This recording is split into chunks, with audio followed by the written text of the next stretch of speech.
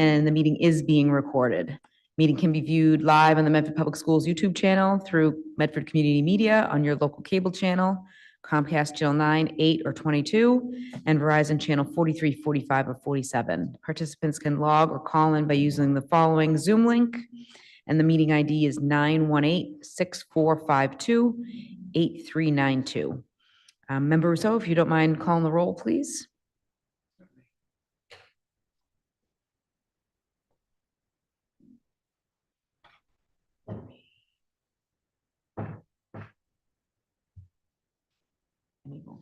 There it is. Member Branley. Here. Member Graham. Here.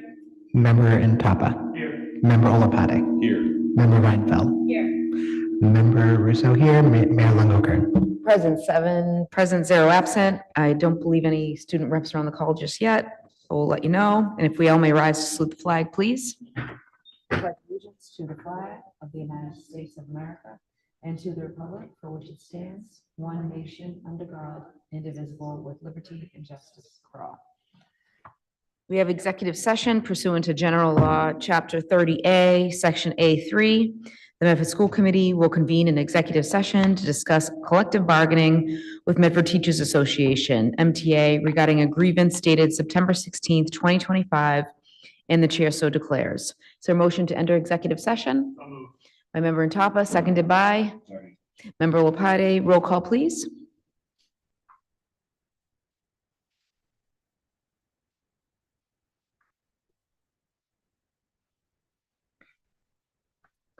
Member Branley. Yes. Member Graham. Yes. Member Intapa. Yes. Member Olapade. Yes. Member Reinfeld. Yes. Member Rousseau, yes. Mayor Longo-Kern. Yes, 7 in the affirmative, 0 in the negative. Motion to enter executive session has been approved. We will be back as close to 6 as possible. Thank you.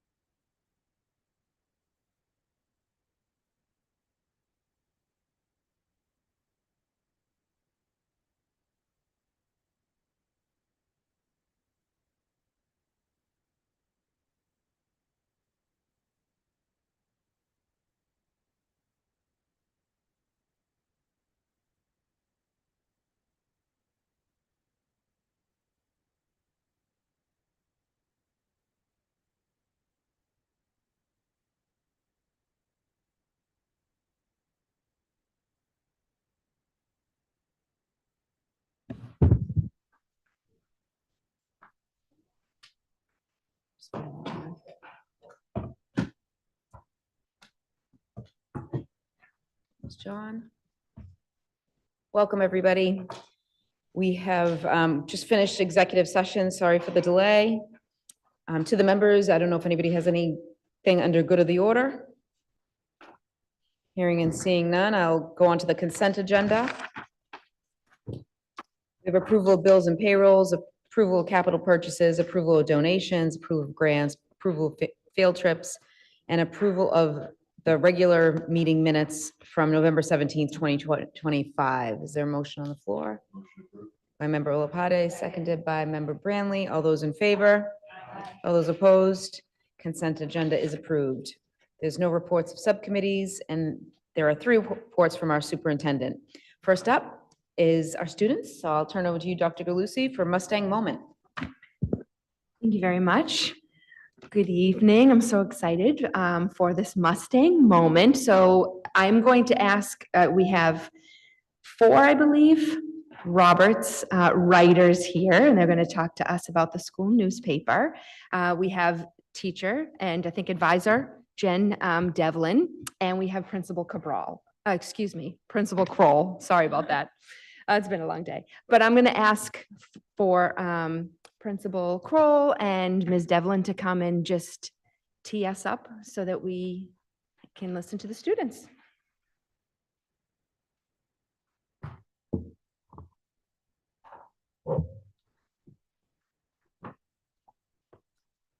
Great. Thank you for having us here tonight to showcase the work of our young scholars and educators at the Roberts School. This past June, Owen Jetty Walsh submitted a proposal to start a student-run newspaper called the Roberts Rampage. Owen shared with me all of the reasons why we needed a student newspaper. He said, quote, "It will teach us to write better, edit, and publish our work, develop leadership skills, share school news, strengthen community ties, and build school spirit." He even spoke with Ms. Devlin to help with supervision and guidance. He had it all covered. Reporters from the Roberts Rampage are here tonight to highlight their work and share with you their first edition. So speaking tonight, I have our publisher and editor, Owen Jetty Walsh, Mary Massa, Karen Nako Nair, Naima Ashore. We also have Ruby Gearhart and Hayden Richards, which are our newspaper staff, but they will not be speaking tonight. I would like to introduce you to Jen Devlin, who is their advisor. Thank you. Welcome, Ms. Devlin. Hi there. Thank you so much for having us tonight. I've had the pleasure of having Owen in my class in 2nd grade and in 3rd grade. And literally the last week in 3rd grade, he said, "Can I hang up this piece of paper in the back of the classroom for a sign up?" And I said, "Sure, what's it for?" And he said, "I want to start a school newspaper." And I was like, wow, that is an amazing idea. I would love to help you with that. So we wrote a proposal, as Mrs. Kroll said, and we met actually towards the end of the summer together, just Owen and I. We generated some ideas. We worked together for a few days in September, and we put together a first special edition, which I believe that you have a copy of. And we've gone through the process of inviting 4th and 5th graders to be part of the staff. We have layout and design team, we have a special features team, we have writers, we have illustrators. And so we're really excited. Our first edition should be coming out any week now. So I'm going to turn it over now to Owen, who's going to come up, the editor-in-chief, and he's going to come up and share a little bit.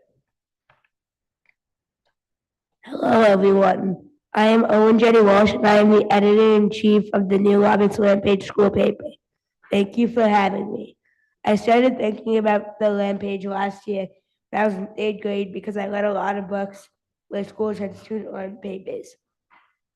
I started the paper with Miss Devlin this year in 4th grade, and I think it is a fun way for kids to know what's going on in the school. When the first edition came out, I felt kind of cool knowing I started the first newspaper, and I feel lucky that I have Miss Devlin to help me. I'm looking forward to seeing it grow over time. I'm hoping other schools do this as well. Again, thank you for having me. Good job.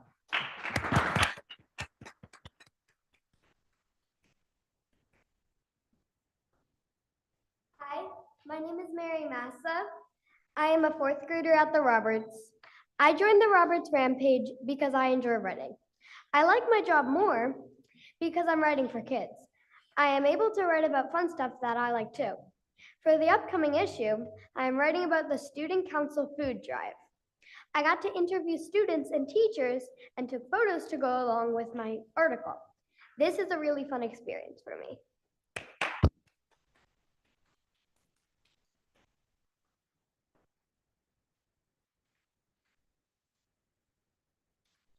My name is Kieran Nakonayar. I work for the Roberts Rampage. My job is Special Features Editor. I wanted to be this job because I thought a jokes and riddles page would bring laughter to the school newspaper. It would be 100 times better. This way, it would show information too. This would bring the school together with information and laughter. Thank you for having me. Right. Good job.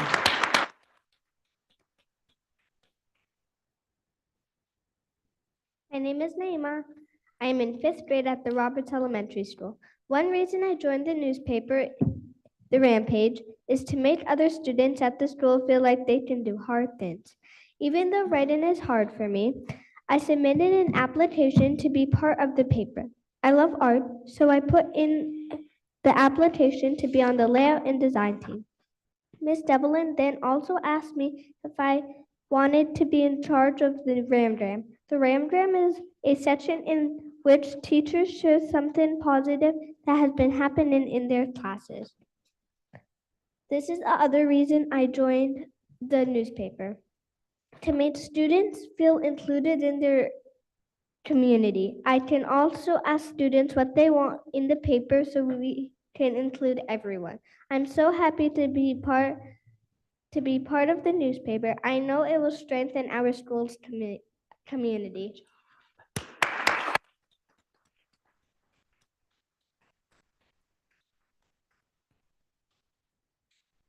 Great job, everybody. Wow. Impressive. That's so impressive. Thank you so much. What a wonderful example of why it's so important to have opportunities for student voice and for the adults to really listen to what their students are saying. And it was really great to hear the different roles that you're all taking based on both what you think your strengths are versus where you want to push yourself in areas that you know would be helpful for you. I'm so proud of the work that you're doing. I don't know if anyone has any quick questions for our professional authors and artists. Member Intapa?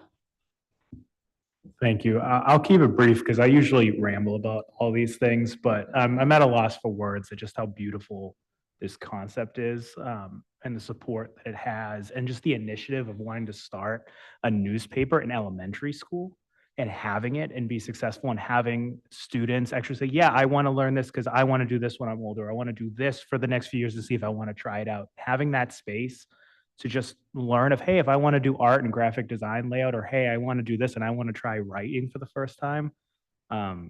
No other word can describe that besides beautiful. So thank you. Thank you for doing all you're doing. Thank you for doing that for your peers and also for yourselves. This is a really cool thing, and I hope you take advantage of keeping this going. So thank you.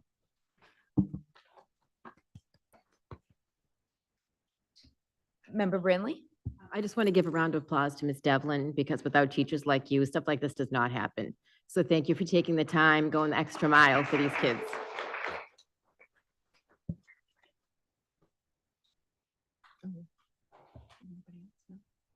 Member Reinfeld? Yeah, I just want to say thank you to all the Roberts students. Some of you know that I am a Roberts parent. This is my final year, my 10th year at the Roberts School. And one of the most wonderful things that I've seen is the connections between classes and across grades. I actually wrote for the student newspaper when I was in elementary school. I did the advice columnist. But I love the connections here across disciplines and across the community. And I have to give a shout out to the Rampage, because I know this school worked really hard to choose their new logo and chose the Robert Rams. And I think it's a great name, and I love seeing what's on the page. the communication is one of the things that I think we've really been working on in Medford and at the Roberts in particular, and seeing the student voice take that on is really special and really exciting. And I'm going to try to sneak copies even after I leave the Roberts. So thank you all, and thanks for being here.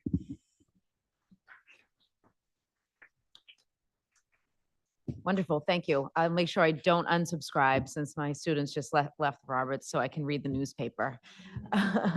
If you all want to come up, we'll take a picture and highlight the awesome job you've done.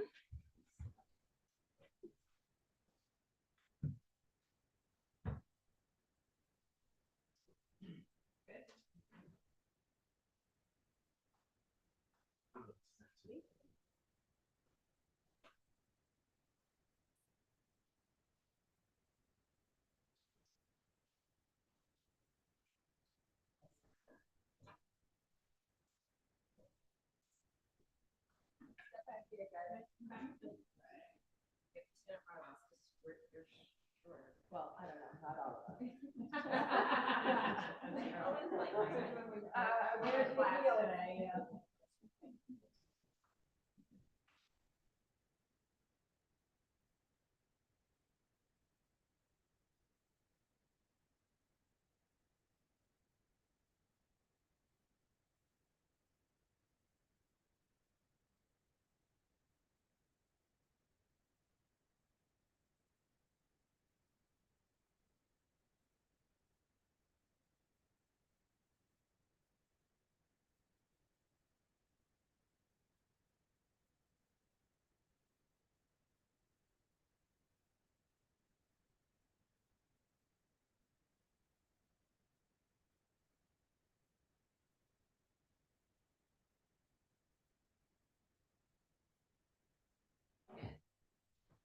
Okay, next up, we have the McGlynn and Andrews Solar Projects presentation.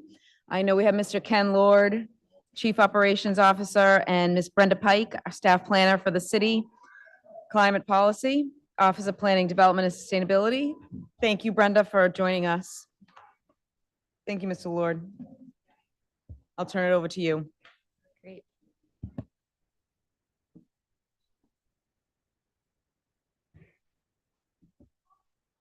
So the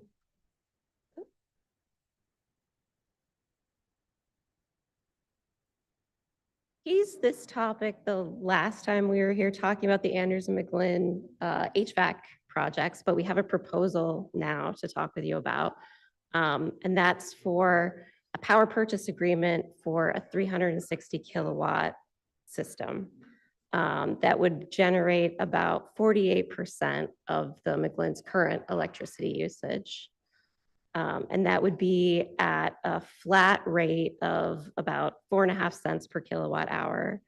That would be for 20 years, no escalation. And it's projected that we'd be saving about $64,000 in year one from this project. And the installation will start in the fall after the HVAC project and the McGlynn roof refurbishment project is done. But we do have to sign the contract by the end of this year in order to meet federal tax credit requirements. While we won't own the system, the installer would be applying for those tax credits, and that's reflected in the rate that we have. If we didn't get those tax credits, the rate would be about twice as much as is shown right there. And we're going to City Council later this month to get their approval because it's a contract longer than 3 years. Thank you, Ms. Pike. Member Rousseau? Thank you. This is very, very exciting.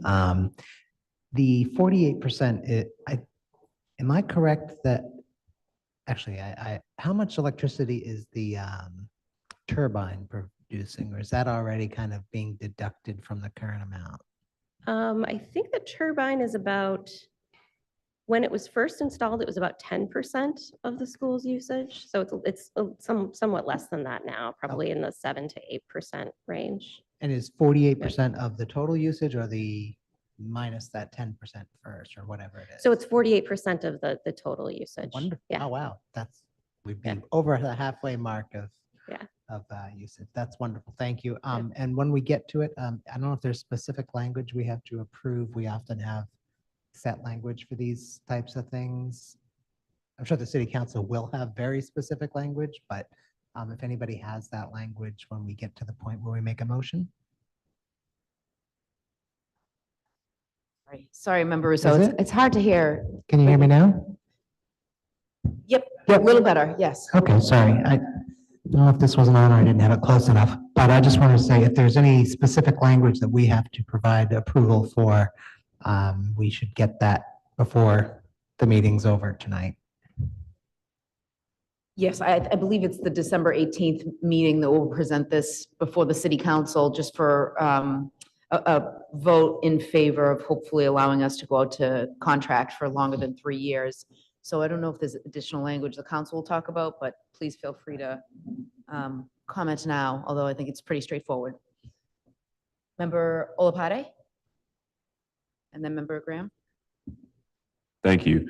When it comes to the timeline, I know you mentioned fall of 26. Is there a general idea about how long this project will take?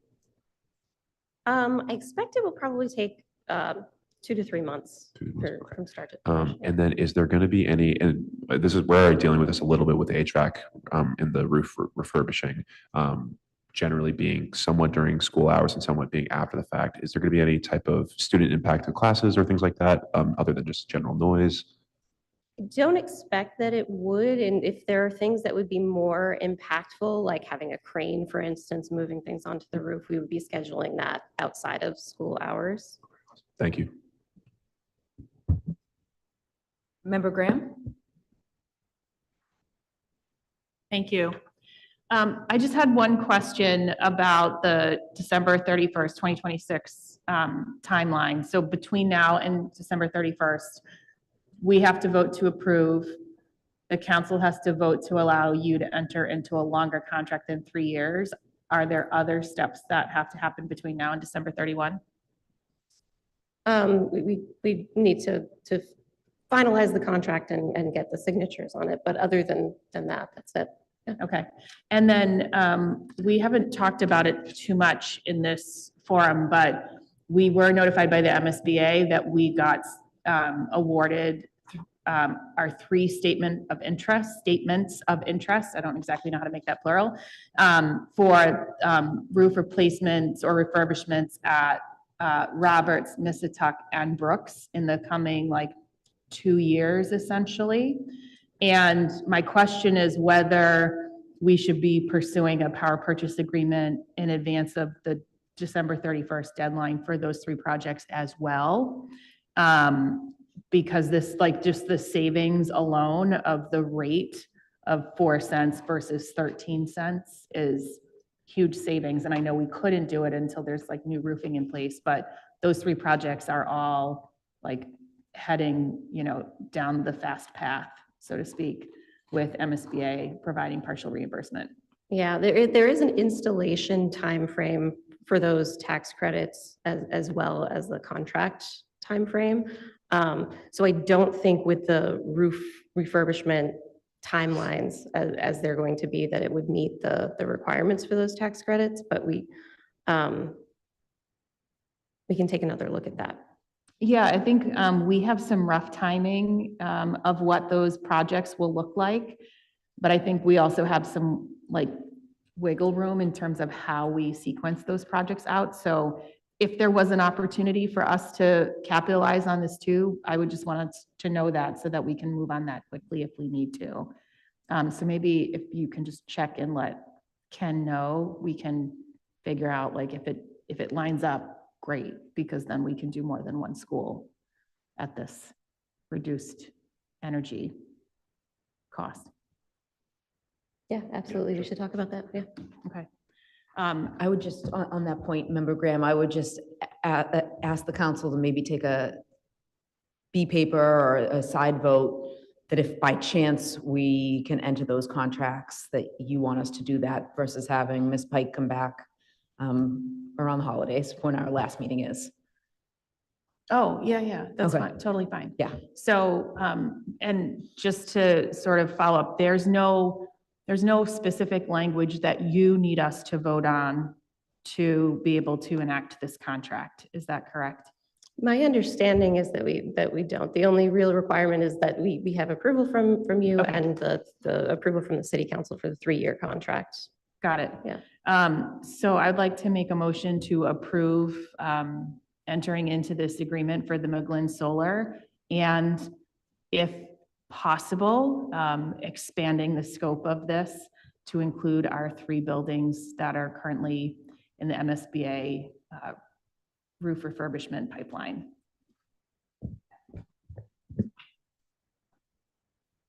Okay, I just didn't know if we need a clean vote, but I don't think we do. So we'll call the roll on Member Graham's motion and seconded by Member Reinfeld. Who was first? I'm sorry. Member Graham, then Member Reinfeld. Thank you. I have a lot of typing.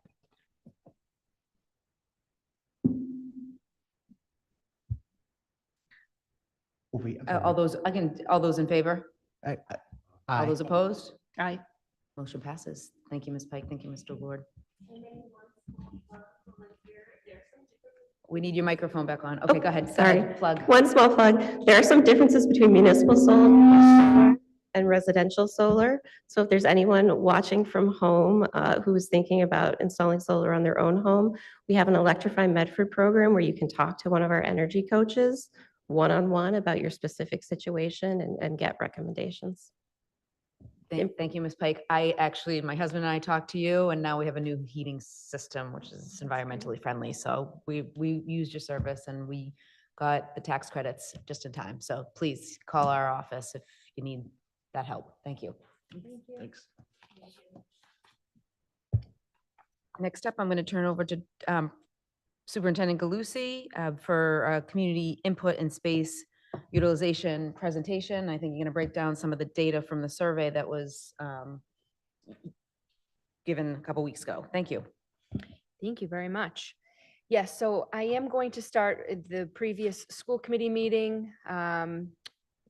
It was discussed by this body to open this up for community input. I'm just going to begin with a little bit of framing as to the work that's been done so far, in case there are people listening that might need a little bit of a recap. So during the November 17th meeting, we discussed part of the work that's been done with last year's resolution around overcrowding initiatives at the elementary, which resulted in a space utilization study.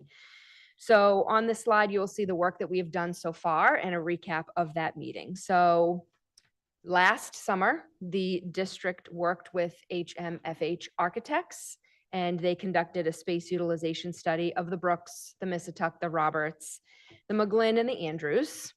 And they looked at the way that the classrooms have been used, and they identified spaces that could possibly use another view to see how the district is using those.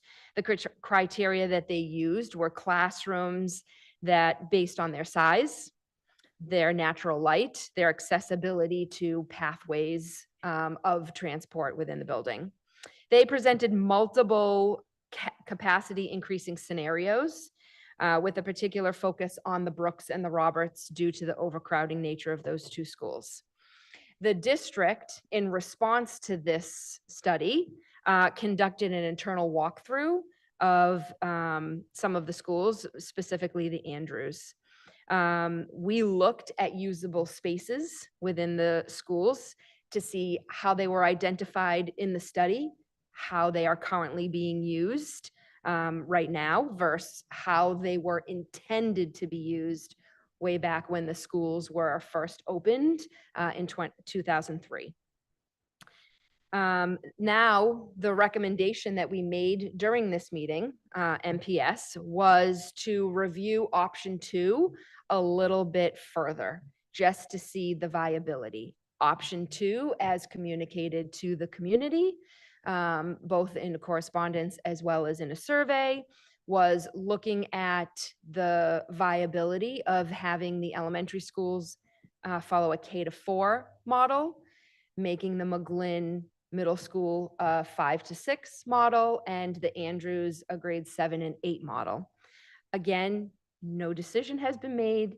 It was just constructing a task force to look further at that option. The reason for the recommendation to review option 2 further was that it would meet immediate need at the elementaries for overcrowding and some long-term space capacity. It would provide a balanced, cost-effective, and operationally viable solution. And it would enable at the middle school level, it would eliminate the need for a lottery for school assignment. It would address some of the demographic disparities that is happening and real at both of the middle schools.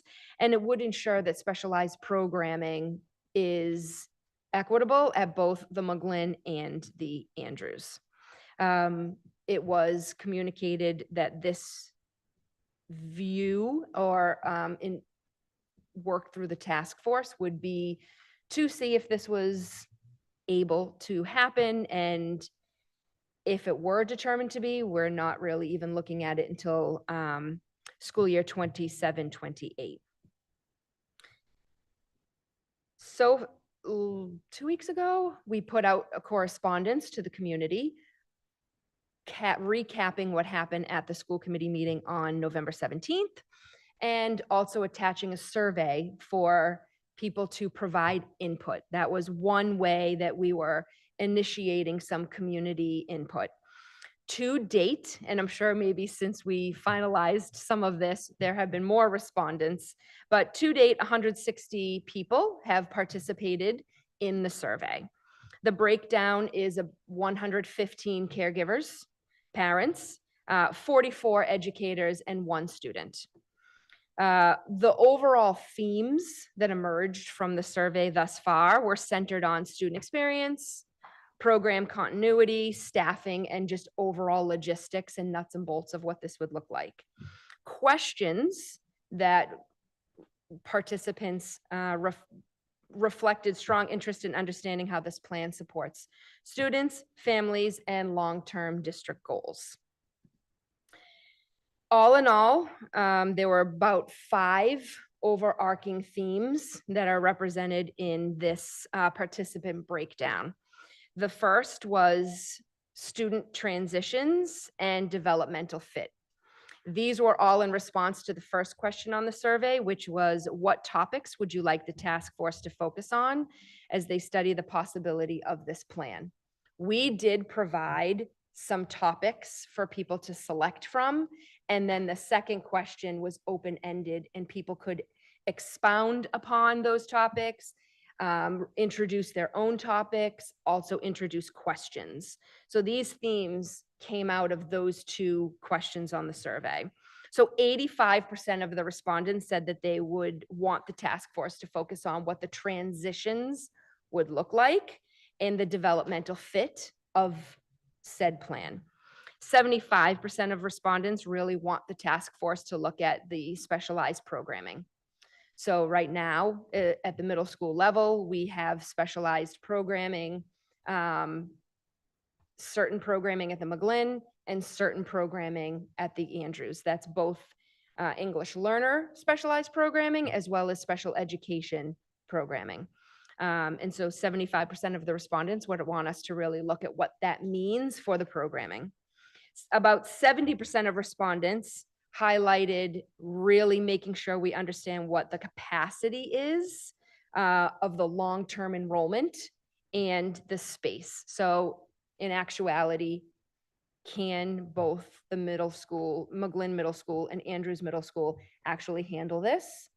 And what would it mean for possible influxions of enrollment? 60% of respondents really talked about the logistical pieces. So what will this mean for transportation? Will we look at the eligibility of transportation and the walk to school ratios, mileage capacity? Will we look at changing and staggering start times so that families, if they want to be transporting their students to elementary as well as 5, 6, 7, 8, and high school? And then they also want to know what we would be doing for after-school care, specifically for 5th grade and 6th grade. This last section was not one of the listed topic areas, but it emerged in a number of respondent input. So we have it here as equity, community, and ending the lottery. So 10% of respondents, there was a range in terms of their responding, in terms of their input, but it all fell within this category. Some examples were really happy about ending a lottery and the stress and anxiety that it causes students and family, but also wanting to maintain the identity of school communities and PTO organizations and making sure that we're mindful of that. And then the equity part of resourcing both middle schools the same, because there's a feeling that right now it is not. Diving a little bit deeper into these 5 categories on the next slide, these are just some highlights that came out of survey results. So under student transitions and developmental fit, a lot of the pieces talked about how will additional school transitions impact student belonging, their mental health, and their learning. They want the task force to really be answering that question, as well as what will 5th grade look like if we were to move it to the McGlynn Middle School? What would it look like academically and socially? Specifically, they spoke about, would it be homeroom based? Would it be interdepartmental? That's something for the task force, as well as just overall the developmentally appropriate piece of moving 5th grade from elementary to a different setting. And then there were a couple comments about making sure that we are looking at what are the transitional supports that will be needed for students. If we go over to special education, EL, and specialized programs, specifically the pieces that emerged that they want the task force to look at is the need to understand how the specialized programs will function in both separate models, as well as the need to account for space, staffing, and program continuity if a program is to exist in both schools. And based on enrollment, that is definitely going to be an area that the task force will need to look into. Moving to space, capacity, and long-term enrollment, some of the pieces that really resonated to have the task force look into are questions about whether the Andrews can actually truly house all 7th and 8th graders for the district with full programming and influx in enrollment capacity. The desire for clear long-term enrollment projections, especially with potential new housing developments in the city of Medford. We know that there are some potentially maybe coming to Wellington, and that surfaced in this survey, as well as what are the staffing implications for doing something like this. The logistical pieces around transportation, start times, and after-school opportunities. The specific questions were, will the start times be staggered to assist families? Bus routes and eligibility for younger 5th and 6th graders and families having to get to 2 or 3 schools, really looking at what the eligibility will and can be. And then will there be after-school options that we can provide for especially 5th and 6th graders? And then under the equity, community, and ending the lottery, the specific pieces that were mentioned were opportunity to eliminate the middle school lottery, which was viewed as a stressful and socially disruptive to students and families.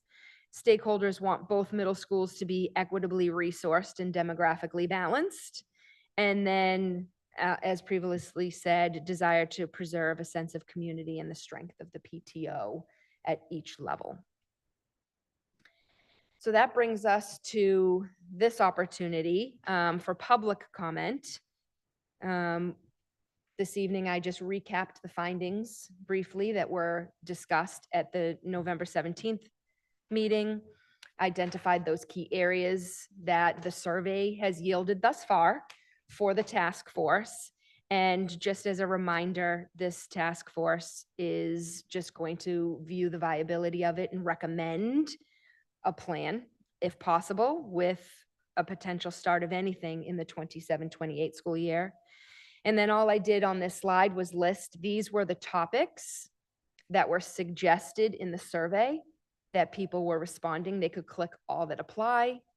And then the second question was open-ended for people to put in additional topics of interest, as well as any questions that they have that they want the task force to be responding to. So this is the part for public comment in which I'm going to be actively listening so that the information that we have from the survey around topics and questions that people would like the task force to entertain and really dig into, I will be making note of that. Ms. Allen will help me make note of that so that we can add it to the data that we already have been compiling.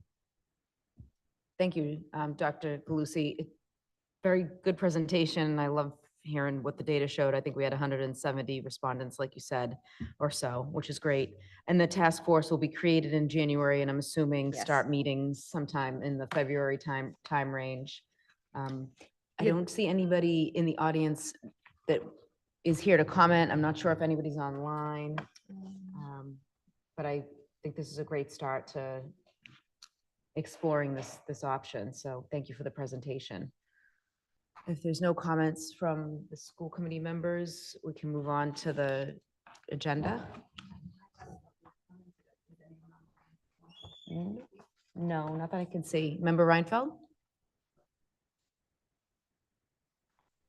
Thank you for this, and thanks for summarizing the data. I just wanted to add to this that I definitely saw in the data a request that the task force look at some case studies of other schools that have made similar transitions. I know Boston was mentioned, Arlington, Salem, and Andover, I think were the ones that I saw or heard from people. So making sure that that's part of it, and then really looking at some of the through lines across these buckets. I appreciate these buckets in the summary, but things around continuity, around student development, and continuity for like the special programs. So could an IEP team or support team move with the students across the schools to help ease that transition in the middle? So things like that. And then I would just also encourage the task force to look at multiple sides of the coins of a lot of these questions. So an example that I would give there, the opportunity to eliminate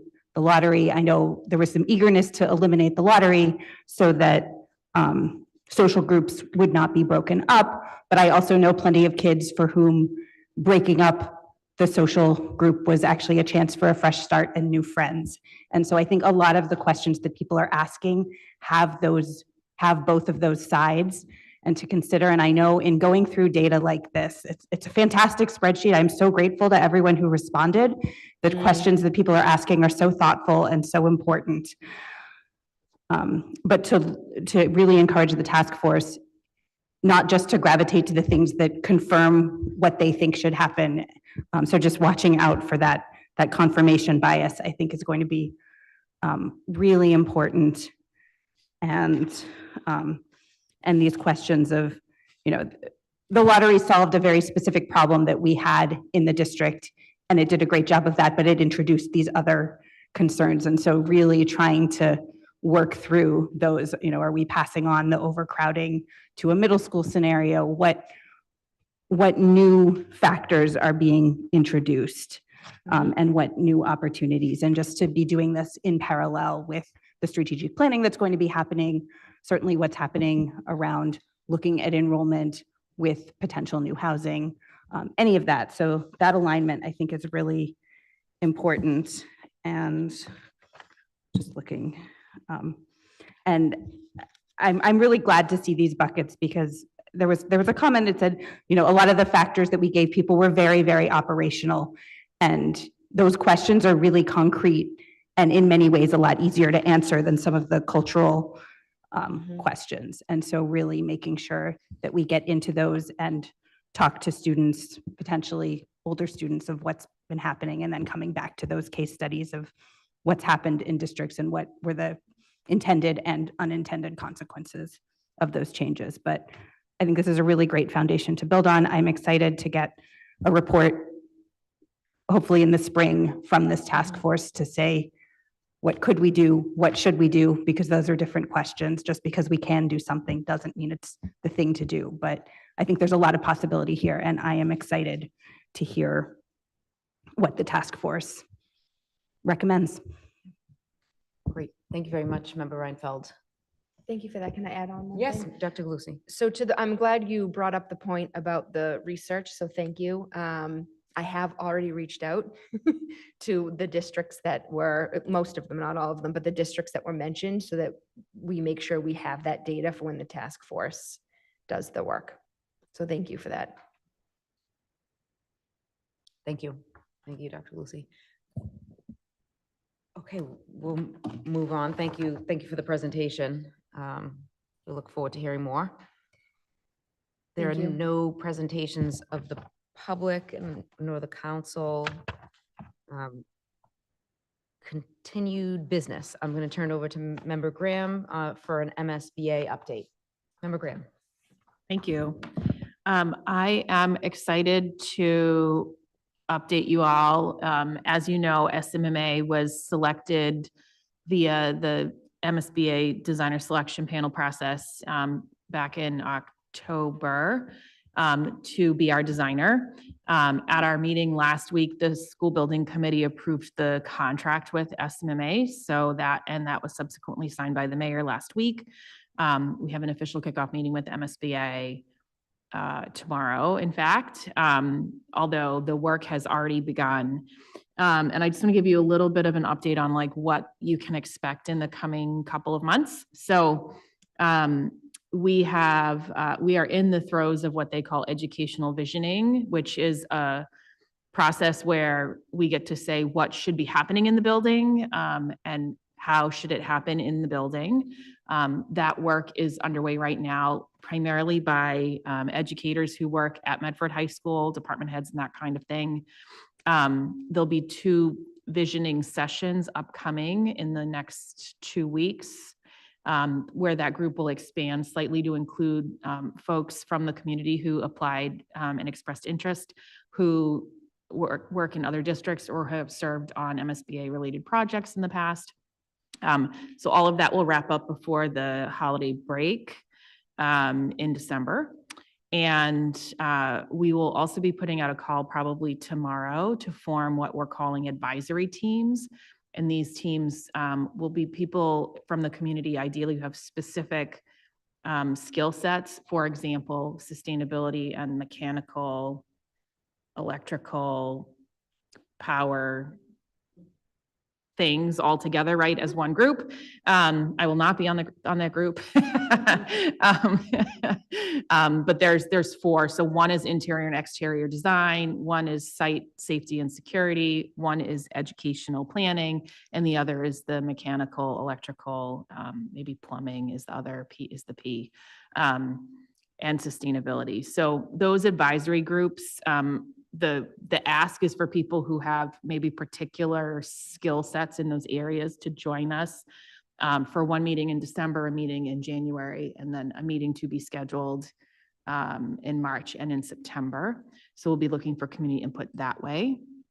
There will be a building committee meeting in December, and then there will be several building committee meetings between January and February because our first deliverable to MSBA will be due at the end of February. So during that time, we will see things like a big behemoth spreadsheet that says this is how many classrooms we need of all of these different types and sorts. We'll start to sort of marry our educational enrollment, which certified at $13.95 for the high school, which is about 200 students more than we have today, to the space programming that will happen so that when they start thinking about what does the building look like, they know that they need X number of classrooms and they need, this many vocational spaces that look like these particular shops and meet certain requirements. And that all helps inform things like how big is the building? Is it bigger than it is right now? Is it smaller than it is right now? All of those things are driven out of the formulas that are created by this like master spreadsheet. But the more exciting news is that in January, we will start to see two-dimensional ideas of what this building could look like. And it's still coming into focus for me, like what that visual thing will be. But what they talked about is when we think about the high school property, there's many places where a building could go on that property because there's 30 acres. So it could be a set of like, here are 15 options of how we might situate different configurations of this building so that then they can get feedback from the building committee, from the community who attends the meetings, so that the cost estimators start to work from those like 2D sketches on like what would these different buildings look like from a cost estimating perspective, because all that is due by the end of February. There will be a meeting, there will be 2 meetings where we will review the educational plan here with this committee. So the school building committee will sign off on the deliverable at the end of February. The school committee signs off on the educational plan because the school committee retains the authority over the actual educational plan that will get executed in the building. So at the end of January, we'll see a draft of that. And then at the beginning of February, we'll be asked to vote on that. And all of that will feed the deliverable, which they call they call it the preferred preliminary design plan, PDP, right? There's 2 deliverables, both that start with P, that keep tripping me up, but thank you, Ken. Yes, thank you, PSR comes next. So the idea in February is that we can paint a clear enough picture for MSBA about what the education will look like in the building and what we are pursuing from a more in-depth feasibility analysis, including whether we're looking at what they call a code update, which is a requirement to look at under MSBA, which is they'll just bring the building up to code and call it a day. I don't think any high school has ever gone down that road because it would essentially not really be eligible for MSBA funding at that point anymore. Then there's like many iterations of like reno / add reno, and then there's new buildings. And so in January, we will start to see what those options look like. And the public is welcome to join us as we start to have those conversations. So we're deep in the throes of planning what those community engagement meetings will look like and how they fit with the strategic planning conversations that also are happening in that same timeline. So we're trying to put the puzzle together so that people can participate in lots of things and not get exhausted by the amount of feedback that we're asking people for. But all of that will happen in January and in February in advance of this deliverable. And then between February and June, we will take what might be many options in February, and we will ultimately narrow down to one option. And that is what will be submitted at the end of June to MSBA. And that is the one we'll go forward with to like really dive deep, go through all the ins and outs, really start talking about schematic design and like the real cost estimation around that one choice that we make after at the June deliverable. And MSBA will agree with that, and then we'll move forward. So there's like a lot happening between now and June, many opportunities for input, and be on the lookout for the call for the advisory teams. And then there'll be a series of public meetings and places where we'll be asking the combined team to go and demonstrate, particularly as we get closer to June, what that option looks like, to collect input from people and feedback about what they like and what they don't like about what they're seeing. So things are moving incredibly fast, and I thank the team that is working with us because we've given them a really demanding charge and we are working through it together. So we are moving like lightning fast, and all these pieces are falling into place so that we can start to give people a little bit of advance notice. Great, thank you so much, Member Graham, and I think our next meeting is MSBA, when is that? The 22nd. Oh, the 22nd, 22nd. And that meeting will be virtual only. The other thing that we will do is put out some clear information about the January meetings, about whether, not that we wouldn't host a virtual meeting in addition to an in-person meeting, but whether the content being covered in those meetings really lends itself to participating virtually, or if you really want to be able to see, you know, whatever the 9, 10, 15, however many options they're putting in front of us, whether that is recommended to be in person or not. So a little bit more to come about like the best ways to engage in those future meetings. Yes, absolutely, makes sense. Member Reinfeld? Thank you. A couple questions. So the advisory teams, is that an MSBA requirement or is that an SMMA process? That's an SMMA process, and it is not an MSBA requirement, but they have been working with us to sort of scope out what those groups would do. And what they said is they find that it is another helpful point of input for the building committee to hear from different groups of people with particular specialties. Because that was definitely something Yeah. that we discussed when we first approved the building committee's creation, and we're thinking about who was on it and saying there would be this opportunity for advisory. Yeah. So is there potentially an opportunity for other groups, or these are, you listed 4, I can see, right, educational planning, that's a huge thing. Yeah. We definitely wanted to have some representation for groups with disabilities, for special needs, that kind of accessibility. So those are the 4 that they needed us to move on urgently so that their input can be part of these like 2D designs and to help inform like where those things go.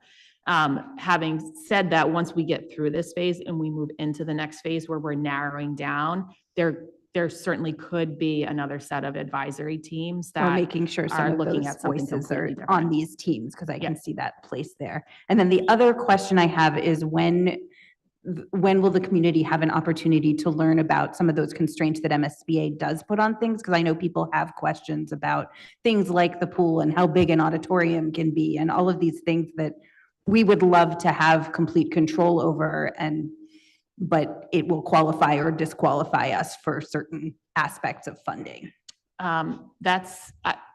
My best guess is that will start to unfold as we are talking about these 2D designs, because people will say things like, well, that theater is not big enough because the whole school can't go in there. And then SMMA will quickly sort of educate in that moment about what the rules are, which is that you cannot build a theater bigger than 1,000 student capacity in this project with MSBA, period. Like, even if we were willing to pay for it, it cannot be part of this project. Right. So those are the things that I think people really need to know as we think about what we're asking the taxpayers to fund. Yeah, so I think there'll be like, a number of layers of information like that, but the list of rules is so long that I think it would be really hard to like make that resonate for people until they start seeing something or having particular questions. When we view the ed plan here in January and then are asked to vote on it in February, that's potentially another time to be asking some of those questions, because there will be parameters of like how big something can be that will be informing the that big master spreadsheet that they're having to create. So all of that is going to like unfold over time. And then I think where it will really happen is when we start narrowing down on options where we're not talking about 9 or 10 or 15 or 18 options, but we're talking about, do we like option 1 or 2 or 3? That's where those conversations I think will be most impactful, because that's where you'll be able to see something a little bit more 3-dimensional in the process. Great, thank you. I'm sure I have a million more questions, but that should do it Me for too. now. I'm learning something new every day. Great, great. Thank you. Member Intapa? Thank you. Sorry, Member Reinfeld. This meant FAQ sheet. Like we need like some kind of key for like this. Not that your microphone was too high. So thank you. So I'm really excited to hear that we're entering the iterative phase so quickly. Come January, the iterative phase being the 2D thumbnail sketches of what's happening. And for those who don't know and those who haven't worked in that creative iterative process, behind those 15 are thousands of other thumbnail sketches that come into what this looks like. And considering the plot of land we have, I'm assuming the number is in 2,000. My question is, the iterative process with those two-dimensional sketches, is it 15 of a new building, or is it like 10 new building, 5 Reno, or is it like? It could be any mix. Any So I mix, don't think okay. there's no formula in that particular part Okay. that I'm aware of, at least at the moment. All right, I was just curious Yeah. to see if it would be like, all right, we have 15 completely renovated, because sometimes they'll do that where it's like, all right, we've done 5, 5, 5. We have 5 Yeah. completely renovation, 5 bring up to code, and then 5, Reno, add, destroy. So if we don't know, we don't know, but still, that's great to hear that Yeah. we're getting into that phase so quickly, because it takes a while. So Yeah, thank you. and I should mention that they talked about like the getting to know you phase, and I think they have gotten to know us very rapidly. They have already completed more than 60 meetings with various departments at the high school in like a few short weeks. They are really working quickly. Every department. I happened to see them at the bistro, and I was peppering our lead architect with questions about a particular space, and he was like right there with me. So they really have done their due diligence to understand what we do in the building, and they followed students around for a day to understand like how students experience the building. And they really got a lot out of that too. There's some visits to other schools happening on Friday, and then the visioning sessions start next week, where all of this input that they've been collecting starts to come out in like what will we look like in this future building, which is exciting. That's great. Thank you. Thank you. Next up is our offered by Member Reinfeld 2025-27, which is the second reading of the AI use of generated AI in Medford Public Schools. Motion to waive the reading, and for all the members, the changes since the first reading are indicated in bold. Maybe I'll just go over those changes. If you go to page 4,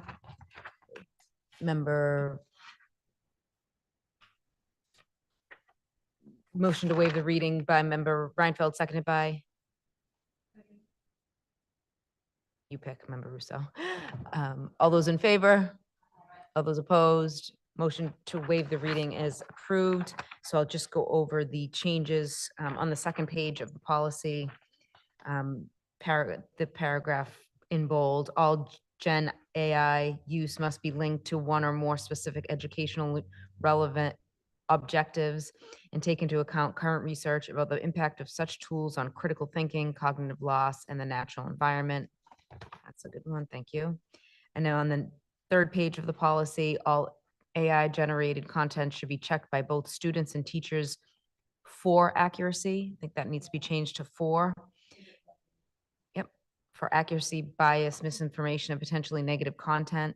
Students should understand the limitations of AI generated information, the importance of using trusted sources for information verification, and the impact that AI tools can have on cognitive development and critical thinking skills. Page 4 of the policy, all Gen AI content should be critically reviewed before use. All AI generated content should be checked by both students and teachers for accuracy, bias, misinformation, and potentially negative content. And students should also consider the impact of AI tools on the natural environment. Next page. Teachers must allow the limited use of generated AI on entire assignments or parts of assignments. Educators should identify when and how Gen AI can be used and why, and discuss with students the impact of AI tools on cognitive development and critical thinking skills. And you added a sentence under ethical use, educational staff should also consider the impact of AI tools on the national environment. And then the last page of the policy, in addition, MPS staff will consider the impact on the national environment before employing AI tools. Same in the last paragraph of the policy, where you added in the latest research into how AI tools impact student learning, cognitive development, and the natural environment. Member Reinfeld. So we had a very long discussion about the policy last meeting. This is adding in the requested changes from students and others about natural environment, cognitive loss, and the checking, but that it is both the students and the teacher's responsibility to check this content. There will continue to be follow-up with students and educators and caregivers. I think that rollout plan is going to be kicking off next week. I think there's a meeting to discuss, and then from there it'll be integrated into appropriate meetings from there. So this is taking into account the requested changes, and happy to answer questions, but this tried to Thank you. incorporate the feedback we got last time. No, we appreciate that. And I know in the policy, it also says, which is part of it, and I know I didn't read the whole policy, but important for me is students should not use any generative Gen AI tools without prior approval from educators or educational teams, and students must also properly cite all AI generated content. So I just wanted to point that out. Member Intapa. Thank you, Mayor. I appreciate, again, I just want to reiterate, I appreciate all the work that has gone into writing this policy, all the various meetings, the changes. But I personally still can't get behind this. We talk about, I'll say it again, like I said a few weeks ago, citing an AI search is the same thing as, I was told going through the Medford Public Schools, you can't cite Google. You have to do an in-depth research on Chicago MLA formatting and all this and that. And AI formatting is just your prompt and the machine learning tool. It gives no credit to anyone who's done any of the actual work behind the scenes. And a lot of this, the goal is to teach processes and critical thinking, and this helps promote shortcuts that may build unhealthy habits. I see, the only way, and I've said this in the meeting and I said it online when I talked about it, and I've spoken to people about it. The only ethical way I see generative AI being used is to teach people how to identify it, to make sure they are not swayed with misinformation, to make sure it is not used in a malicious way. I have never seen it used in an ethical way in the arts. I refuse to admit that. I refuse to acknowledge generative AI in the arts. I think that it is not stealing like an artist in terms of the terms when we talk about, how we take inspiration, how we do things. Not comparing this to other things, not comparing to, I don't even know, like microwaves taking over the culinary industry. AI is taking people's jobs. It is a threat to my field of work. And it will always be a threat to my field of work. We talked about the iterative process a moment ago, and it is being used in the iterative process in my line of study to steal my job or to steal the job of others. And I don't, we talk a lot about ethics. We talk a lot about, what we see in values. And I understand that this is still giving the power to the people. This policy could pass and no faculty member could ever use generative AI in the classroom. That's entirely possible. It's entirely possible that that happens. And that's a world that I would love. And I trust that our faculty and staff will, do the right thing. But to me, this is the district promoting this tool. And I don't really see that as a tool that belongs in the classroom as a part of the learning process. I don't see a way that it works. I'm looking at to make sure I'm not forgetting anything. In terms of citing sources, in terms of, I'm happy to see that we're talking about the aspect of it impacting critical thinking. But the fact that it's written in the policy that says, hey man, this might negatively impact cognitive development, or this might impact the environment. It's like, how do we do that? It's, we just sit here and we go, okay, my search is going to negatively impact the environment. but that doesn't undo the harm that happens. And while it may be minuscule, you know, we're talking about going to nuclear power, but right now we're not at nuclear power. And it may be like, oh, it's only half a water bottle, or hey, it's only like 10 milliliters of water. It's still using energy. And never mind the energy that it takes to generate this, it's also using energy to cool it. And that's the whole part that we talk about is when we talk about the negative impact, it's like, how can a Google search or how can a ChatGPT search impact the environment? We have huge data centers that need to be cooled via water and hydration. We're talking about, you know, going to a net zero high school. Net zero, is that the correct phrase? But we're not accounting for the fact that, you know, we're putting forward policies that kind of promote behavior that would be against it. So maybe my tinfoil hat is a little too tight when it comes to generative AI. It's a sensitive topic because I represent a lot of artists and designers, and I went to art and design school, and I I acknowledge my own implicit bias and an implicit bias system. But I just want my sort of warnings and my cautionary tale and my thoughts to be heard with the committee when we take a vote on this to become policy. Because while a lot of these things are great, AI is plagiarism. We're talking about the academic honesty panel using it without consent. I just don't think it should be used in the classroom to begin with. So I'll yield my time if anybody has any other questions. I don't want to drag things out and keep talking in circles like I already am. But thank you. You're fine. No, we appreciate your comments. Thank you. Member Rousseau? Thank you. I was going to make a motion to approve, amended with the fix from or accuracy to for accuracy, to change the first adopted to December 1st, 2025, last amended to NA, and next reviewed to be December 2026. But obviously there's other people who want to talk. So I make that motion.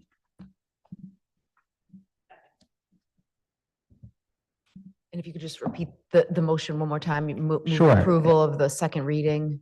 Yep, motion to approve the policy, fixing that or accuracy to be Yep. for accuracy, and then the rest of it is just the metadata at the bottom, when it was adopted, et cetera.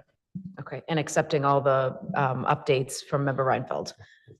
A motion on the floor by Member Rousseau, seconded by Member Graham. Oh, Elijah, yes, please. Oh, good. Just give it 1 second and thank you. Yeah, sorry, we did a secondary review of the policy last meeting, I believe. And one of the things that I wanted to just quickly bring up was there's a clause in the ethical use section under students. It says users may not use, any form of communication with or through AI tools, including chatbots or virtual assistants, must adhere to the same standards of respect expected in human interactions. I think that as these are statistical algorithms that are going to sort of attempt to predict future speech based off of correlation between texts that they've observed in their training, I think that it's a harmful sentiment to normalize the personification of these models. I think that we've talked a lot about in this policy that about the dangers and all of the disparities between these systems and real authentic human beings. And I think that it's problematic at a societal level to try and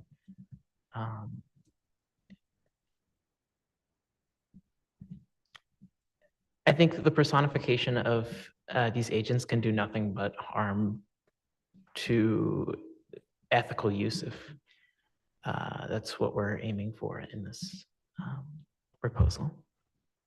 Thank you.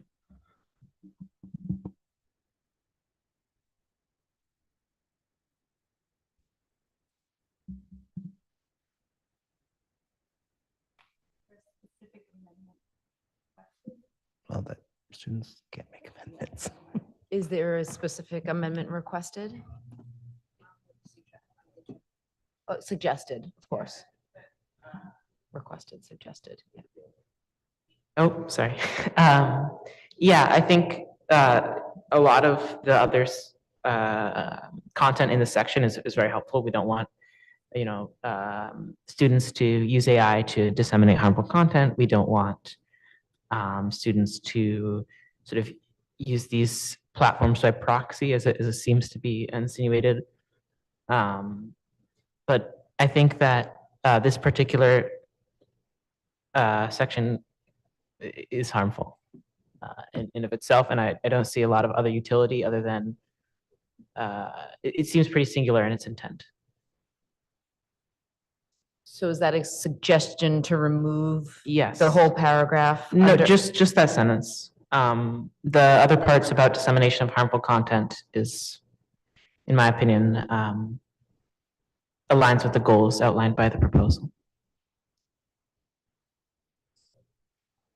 Member Reinfeld? Comfortable removing it, having this body do that removal, simply because this was language that was given to us specifically by teachers in the working group Understood. in regards to which AI tools they thought students would be using or likely to use. However, I would like to bring that back to the staff and the head of technology who worked on this. Yeah. Just wanted to raise the concern. Yep, and I appreciate that. Thank you. Yes, thank you. So is that a motion to So table? well, I think our student members can't actually formally amend things, so I just wanted to hear what the recommendation was or what the suggestion was. And I appreciate it, and I would like to bring that to Director Layden and the rest of the team. But I would like to keep this as written because this did come out of this group of educators that specifically wanted these tools included.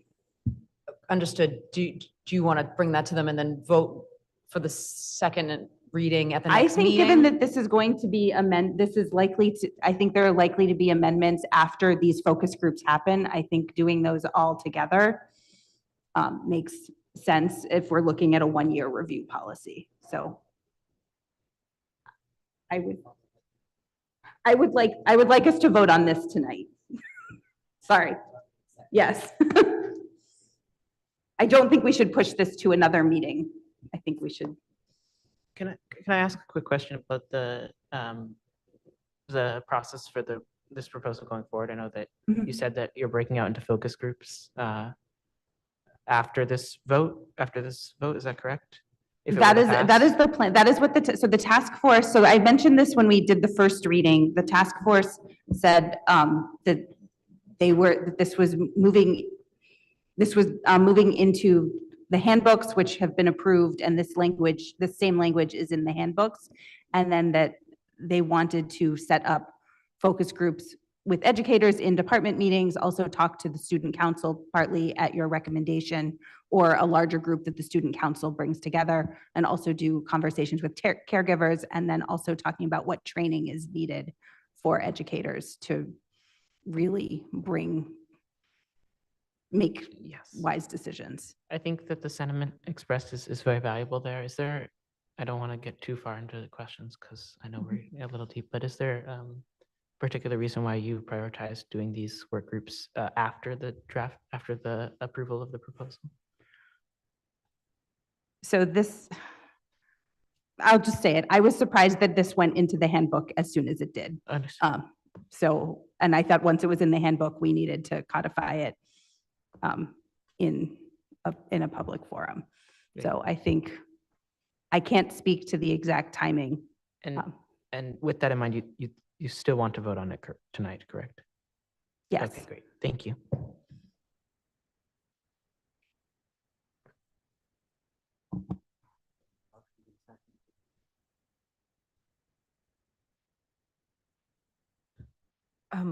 Just remind me who motioned for approval and then seconded?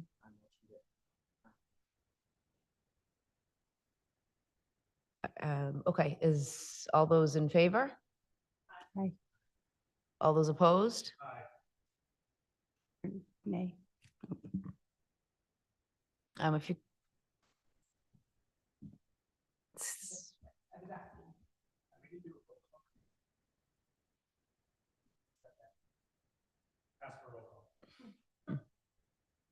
Roll call. has been requested. Member Branley. Member Graham. Member Intapa. 1 second. Member Olapati. Yes. Member Reinfeld. Member Rousseau, yes. Mayor Longo-Kern. Yes, although I wish from the chair that the students' request could be looked into before we moved to approval, but I understand we'll be re-looking at that paragraph. So yes, that's 6 in the affirmative, 1 in the negative, motion passes.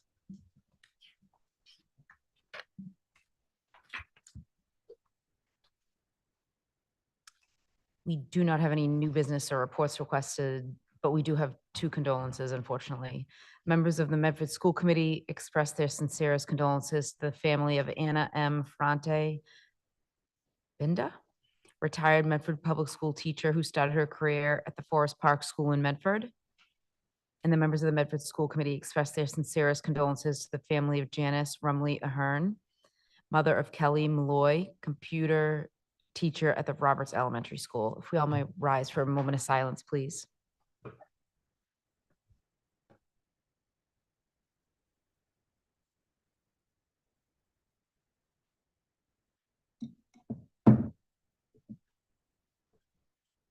Thank you. Wednesday night is the winter extravaganza here at City Hall. All are welcome. That's 4:30 to 6:30. And our next regular meeting is December 15th here in the chambers, Medford City Hall, in addition to Zoom. Is there a motion to adjourn? By Member Intapa, seconded by? Member Branley? That's the loudest voice I heard. All those in favor?